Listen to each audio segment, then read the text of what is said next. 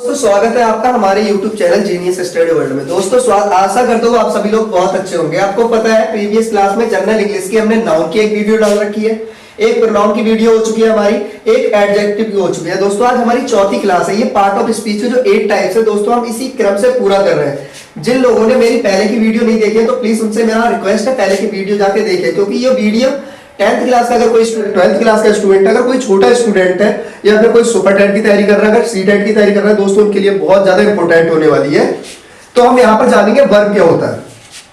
अगर वर्ब की बात करूं दोस्तों तो किसी भी सेंटेंस में सब्जेक्ट के द्वारा कोई भी कार्य किया जाता है। अब आपको यही नहीं पता होगा सब्जेक्ट क्या होता है। अरे चलो एग्जाम्पल के माध्यम से इसे देखते हैं। सही है, बहुत शॉर्ट तरीके से आपको बताऊंगा, बहुत अच्छा लगेगा। जैसे राम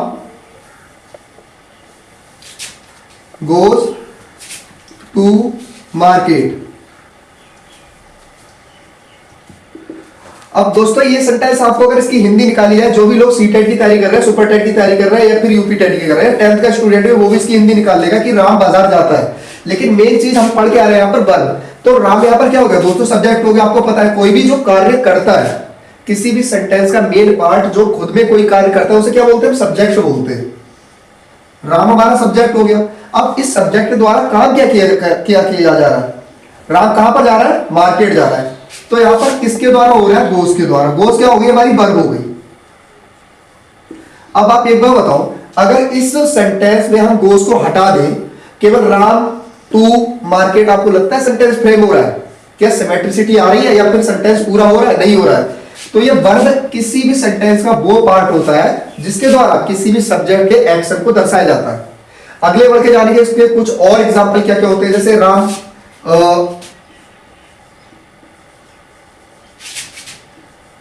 ईट मैंगोज।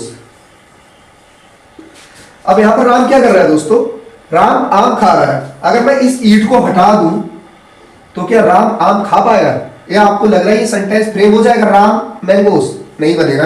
राम यहां पर क्या हो गया दोस्तों, सब्जेक्ट।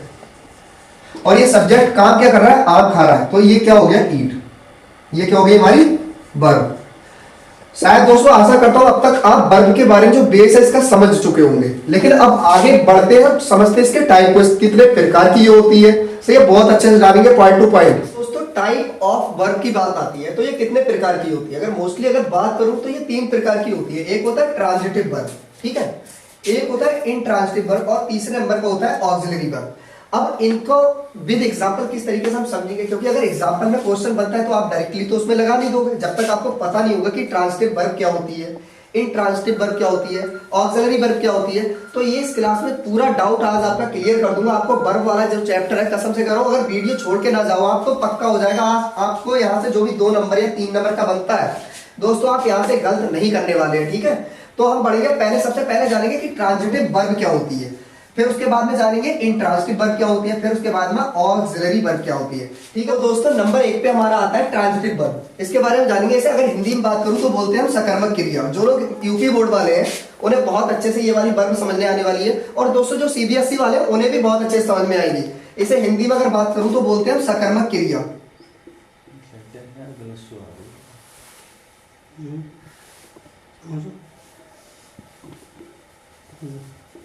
इसे क्या बोलते हैं, सकर्मक। जैसे कि आपको इस सकर्मक से लग रहा होगा कि ऐसा कोई सेंटेंस, ऐसी कोई वर्ब जिसमें कर्म हो, मतलब कर्म के लिए यूज हो, तो उस वर्ब को हम क्या बोलेंगे, ट्रांजिटिव वर्ब बोलेंगे। और ट्रांजिटिव वर्ब की जब बात आती है तो हम इसे एग्जांपल के तौर पे जानेंगे। यह एक ऐसी वर्ब होती है जिसका इफेक्ट कर्ता तक, मींस सब्जेक्ट तक सीमित ना रहकर वाक्य के अन्य चीजों पे पड़े। मींस सेंटेंस में और भी चीजें यूज होती हैं, जैसे कि हमारा कर्म होता है यूज, तो मतलब सब्जेक्ट तक सीमित ना रहकर इसका इफेक्ट जो पड़ता है दोस्तों वाक्य के अन्य वर्ड्स पर पड़ता है। जैसे कि राम किल्ड द स्नैक। अब दोस्तों यहां पर जो एग्जांपल के तौर पे जो लोग यूपी बोर्ड वाले हैं वो बहुत अच्छे से समझ गए होंगे। यहां पर अगर सब्जेक्ट की बात करूं, सब्जेक्ट क्या हो गया, राम। राम क्या हो गया आपका, सब्जेक्ट। वर्ब दोस्तों इससे पहले मैं आपको समझा ही चुका हूं कि वर्ब की पहचान क्या होती है। भाई वर्ब बड़ी आसानी से आप समझ सकते हैं। सेंटेंस में कोई भी अगर कार्य किया जा रहा है तो उसे क्या बोलते हैं, वर्ब बोलते हैं। तो ये क्या हो गया हमारा वर्ब। स्नैक क्या हो गया दोस्तों, ठीक है, ये हमारा सेकंड ऑब्जेक्ट हो गया, इसे हिंदी में कर्म भी बोल सकते हैं। अब एक बार बताओ इसकी हिंदी अगर निकाल रहे हो आप तो क्या निकाल रहे हो, राम ने सांप को मारा, मतलब राम ने जो क्रिया करी, राम ने जो एक्शन करी उसका प्रभाव किस पे पड़ा दोस्तों, स्नैक पे। किस पे पड़ा, मरा कौन, स्नैक मरा या राम मरा, राम ने सांप को मारा, राम किल्ड द स्नैक। इसका जो क्रिया थी, जो हमारी वर्ब थी, इसका इफेक्ट डायरेक्ट किस पे पड़ा, स्नैक पे। तो इसलिए इस वर्ब को क्या बोलते हैं, ट्रांजिटिव वर्ब। और डेफिनेशन में दोस्तों मैंने पहले ही आपको बता दिया था कि ट्रांजिटिव वर्ब एक ऐसी वर्ब होती है जिसका इफेक्ट सब्जेक्ट तक सीमित ना रहकर वाक्य के, सेंटेंस के अन्य वर्डों पर पड़े। अब इसने जो क्रिया यहां पर करी है किल्ड, इस किल्ड क्रिया का इफेक्ट दोस्तों किस पे पड़ा है, स्नैक पे। तो इसलिए यहां पर कौन सी वर्ब होगी, अगर सेंटेंस में आपका अगर ऐसे यूज होता है, कोई भी सेंटेंस आता है और आपसे पूछा जाता है दोस्तों इसमें कौन सी वर्ब है, ट्रांजिटिव वर्ब है, इंट्रांजिटिव वर्ब है, ऑक्सिलरी वर्ब है, नन ऑफ दीज, तो आपको चुपके से आंसर लगा देना है, आपको देख लेना है यहां पर जो क्रिया हुई है, जो भी वर्ब हुई है उसका इफेक्ट किस पे पड़ा है दोस्तों, स्नैक पे, ना कि राम पे पड़ा है। सब्जेक्ट का इफेक्ट यहां पर किस पे पड़ गया, किसी दूसरी चीज पे, तो इसलिए यहां पर कौन सी वर्ब हो गई, ट्रांजिटिव वर्ब। ठीक है, अगले बढ़ते हैं, पढ़ेंगे हम इंट्रांजिटिव वर्ब। तो दोस्तों नंबर 2 पे हमारी आती है इंट्रांजिटिव वर्ब। इससे पहले हमने क्या पढ़ा था, ट्रांजिटिव वर्ब। वो क्या होती है, हमारी सकर्मक क्रिया। अगर इसकी बात करें तो हिंदी में इसे क्या बोलते हैं, हिंदी में दोस्तों इसे बोलते हैं अकर्मक क्रिया।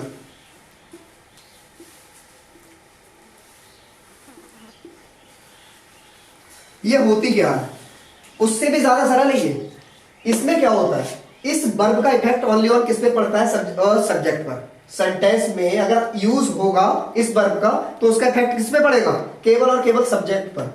लेकिन अगर उसकी बात करें और ट्रांजिटिव वर्ब की, तो ट्रांजिटिव वर्ब में सब्जेक्ट के अलावा वाक्य के अन्य पार्ट पर उसका इफेक्ट पड़ रहा था। एग्जाम्पल के तौर पे आपको समझाऊंगा, बहुत अच्छे समझ।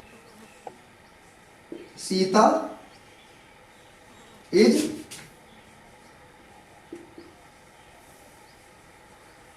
सिंगिंग। दोस्तों अगर आपसे मैं पूछूं यहां पर वर्ब कौन सी यूज हुई है, कौन सा वर्ब यूज हुआ है, अगर देखा जाए ये भी वर्ब है, लेकिन इसे क्या बोलते हैं हम, एच बी, हेल्पिंग वर्ब। ये क्या है हमारा, ये भी वर्ब है, ठीक है। तो यहां पर 2 वर्ब यूज हुई है दोस्तों, एक हेल्पिंग वर्ब यूज हुआ है, एक वर्ब यूज हुआ है। और सीता की अगर बात करें तो ये नॉर्मल से क्या हो गया, हमारा सब्जेक्ट, जो आज तक आप देखते आए, किसी भी सेंटेंस में सब्जेक्ट ही काम को अंजाम देता है, और जिस काम को अंजाम देता है वो क्या होता है, वर्ब होती है। अब यहां पर बात करूं तो इसकी हिंदी अगर निकालते हैं दोस्तों, सीता इज सिंगिंग, सीता क्या कर रही है, गा रही है, सीता गा रही है। अब एक बात यहां पर बताओ, इस सिंगिंग का जो इफेक्ट पड़ रहा है भाई, सीता के ऊपर पड़ रहा है या गीता के ऊपर पड़ रहा है, किसी और के ऊपर पड़ रहा है, किसी के ऊपर नहीं पड़ रहा है भाई। मैं अगर गाना गाऊंगा तो उसका इफेक्ट मेरे ऊपर पड़ेगा भाई, सामने कोई बंदा बैठा वो तो नहीं गा रहा है ना। कहने का मतलब ये है, मुंह मेरा चल रहा है, थकान मेरे हो रही है। तो सिंपल सी बात ये, इंट्रांजिटिव वर्ब को अकर्मक क्रिया बोलते हैं। इसमें जो इफेक्ट पड़ता है, इसमें जो वर्ब का इफेक्ट होता है वो डायरेक्टली किस पे होता है, सब्जेक्ट पर, ना कि सेंटेंस के किसी और पार्ट पर। तो इसलिए हम इसे क्या बोलते हैं, intransitive verb. I hope so बहुत अच्छे समझ में आ गया होगा। अगर मैं एक एग्जांपल और ले लूं उसका, जैसे राम इज वीपिंग।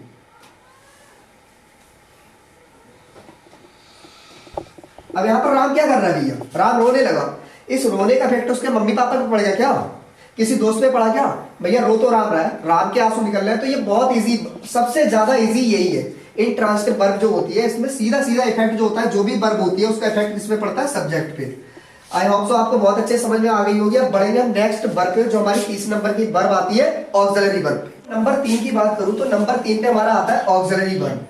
और ये ऑक्सिलरी वर्ब एक ऐसी वर्ब होती है जो मोस्टली आपको देखेगी हर सेंटेंस में यूज होती है। इससे पहले जो आपको एग्जांपल मैंने दिए थे उन सेंटेंसेस में भी मैंने ऑक्सिलरी वर्ब का यूज किया था, लेकिन वहां मैंने आपको बताया नहीं था कि ऑक्सिलरी वर्ब क्या होती है, क्योंकि मुझे पता है अगले मुझे पढ़ाना है इसके बारे में। दोस्तों ये ऐसी वर्ब होती है जो जिंदगी भर आप इसका यूज करते रहते हैं, बट आप सोच नहीं पाते ये ऑक्सिलरी वर्ब है। क्यों, सेकंड नेम की अगर बात करूं तो इसका नाम होता है हेल्पिंग वर्ब। Helping verb. अब आप ये बताओ, जो भी नॉर्मल सी ग्रामर जानता है, जो भी सेंटेंस को फ्रेम करना जानता है, किसे नहीं पता है ऑक्सिलरी वर्ब और हेल्पिंग वर्ब क्या होता है भैया। Is, are, am, had, have, will, shall. दोस्तों ये आपने हमेशा से यूज करें, ये ऐसे वर्ड मैंने आपके सामने लिखे। ऐसा कोई सेंटेंस नहीं बन पाता है जिनमें इन चीजों का यूज ना हो। अगर इनका यूज नहीं होता है तो डायरेक्टली किसी चीज के साथ ही जुड़े रहते हैं। ऑक्सिलरी वर्ब जो होती है सहायक क्रिया, इसे इसलिए बोलते हैं किसी भी सेंटेंस का ये सहायक रूप होता है, सही है। ये किसी भी सेंटेंस को फ्रेम करने के लिए सहायता प्रदान करती है। अभी सेंटेंस का अगर यूज आप में से बहुत सारे लोग करने भी लग गए होंगे और बहुत सारे लोग ये भी समझ गए होंगे हाँ बाकी ऑक्सिलरी वर्ब जो होती है बहुत इजी वर्ब है, ठीक है। अगर एग्जांपल के तौर पे मैं इसे देख, I am going to Agra. दोस्तों अगर सेंटेंस में इसका यूज करें तो सेंटेंस में किस तरीके से इसका यूज करते हैं। ये जो एम हो गया, अगर एक बार बताओ यहाँ पर एक तो वर्ब ये हो गई और मैंने आपको पहले ही बता दिया कि ये कौन सी वर्ब होती है, एच बी हेल्पिंग वर्ब होती है। और गोइंग क्या हो गया, ये भी एक वर्ब होती है। तो इसका हेल्पिंग वर्ब नाम इसलिए पड़ा दोस्तों कि किसी भी सेंटेंस को सहायता प्रदान करती है उसकी अर्थ को पूर्ण करने के लिए, इसलिए इसे क्या बोलते हैं, ऑक्सिलरी वर्ब बोलते हैं। गोइंग ऑल्सो यहाँ पर वर्ब हो गई, एम यहाँ पर ऑल्सो वर्ब हो गई। दोस्तों आई क्या हो गया, सब्जेक्ट आप इसे बोल सकते हो, आगरा क्या हो गया, इसे नाउन बोल सकते हो। तो अच्छे से आपको तीनों वर्ब अच्छे से समझ में आ गई होंगी। ऑक्सिलरी वर्ब को डायरेक्ट जिन लोगों ने रिलेट कर लिया हेल्पिंग वर्ब से तो उन्हें पढ़ने की जरूरत ही नहीं है भैया। जहां भी इसकी बात हो गई, अगर किसी भी सेंटेंस में आपसे he was reading a book और आपने उसे सेंटेंस में अंडरलाइन कर दिया और उसने पूछ लिया कि फाइंड जो अंडरलाइन वर्ब है वो अंडरलाइन वर्ड है उसमें दोस्तों कौन सी वर्ब यूज हुई है, उसने आपको एग्जांपल के तौर पे दे दिया intransitive verb, transitive verb, auxiliary verb. वो आपको हेल्पिंग वर्ब बिल्कुल नहीं देगा क्योंकि इतना इजी अगर उसने वर्ड रख दिया हेल्पिंग वर्ब तो दोस्तों आप समझ जाओगे हेल्पिंग वर्ब क्या होता है, बास वर्ब होता है, इज़ार होता है, लेकिन वो आपको यहाँ पर क्या देगा, ऑक्सिलरी देगा। आपको डरने की जरूरत नहीं है, ऑक्सिलरी से डायरेक्ट रिलेट कर रहा है आपको हेल्पिंग वर्ब से, तो आपको तुरंत यहाँ पर समझ लेना है जो ऑक्सिलरी वर्ब यूज हुई है ये बाज यूज हुई है, ठीक है। तो आई होप सो बहुत अच्छे से आपको समझ में आया होगा। इसके अगले बढ़ते हैं, कुछ चीजें रह गई इंपॉर्टेंट इससे रिलेटेड जहां से अक्सर क्वेश्चन पूछा जाता है। दोस्तों आइए जानते हैं कुछ वर्ब होती है जैसे नॉन फाइनाइट वर्ब। यहाँ पर नॉन लग गया, आपको इससे ही पता लग गया नॉन फाइनाइट वर्ब क्या होती है। ज्यादा से ज्यादा वर्ड में आपका यूज जो होता है फाइनाइट वर्ब का होता है, सही है। फाइनाइट वर्ब क्या होती है, फाइनाइट वर्ब वे वर्ब होती है जो सेंटेंस में यूज होती है जिनका चेंज सेंटेंस में अन्य पार्टों के आधार पर किया जा सकता है। लेकिन नॉन फाइनाइट वर्ब एक ऐसी वर्ब हो जाती है, इसका चेंजेस की अगर बात करें तो ये जैसी है वैसी रहेगी, इसका सेंटेंस कोई भी इफेक्ट नहीं डाल पाता इस पे। इसका मतलब जो अपने आप में एक ऐसा अस्तित्व होता है जिस तरीके से ये प्रयोग की जाती है इसको हम चेंज नहीं कर सकते, सही है। इसीलिए इसे क्या बोलते हैं, नॉन फाइनाइट वर्ब बोलते हैं। जैसे वॉकिंग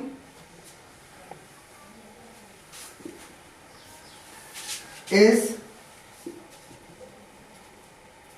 गुड फॉर हेल्थ। अब यहां पर दोस्तों ये जो आ रही है हमारी बाकी ये नॉन फाइनाइट वर्ब हो गई, इसको किसी भी तरीके से तोड़ लो मरोड़ लो, लेकिन दोस्तों ये जो बाकी हो गया ये हमारा नॉन फाइनाइट वर्ब की तरह यूज हुआ। अब से पहले हमने केवल जितनी भी वर्ब पढ़ी थी वो सब फाइनाइट वर्ब होती थी, उसका सेंटेंस के अकॉर्डिंगली उसका उसमें चेंजेस कर सकते थे, लेकिन यहां पर सेंटेंस के अकॉर्डिंगली इसमें चेंज नहीं किया जा सकता, ठीक है। तो इसलिए इसे क्या बोलते हैं, नॉन फाइनाइट वर्ब बोलते हैं। और एग्जाम्पल अगर दोस्तों बताओ इसके कुछ और एग्जाम्पल होते हैं वो हम देखते हैं। जैसे no one wants to die.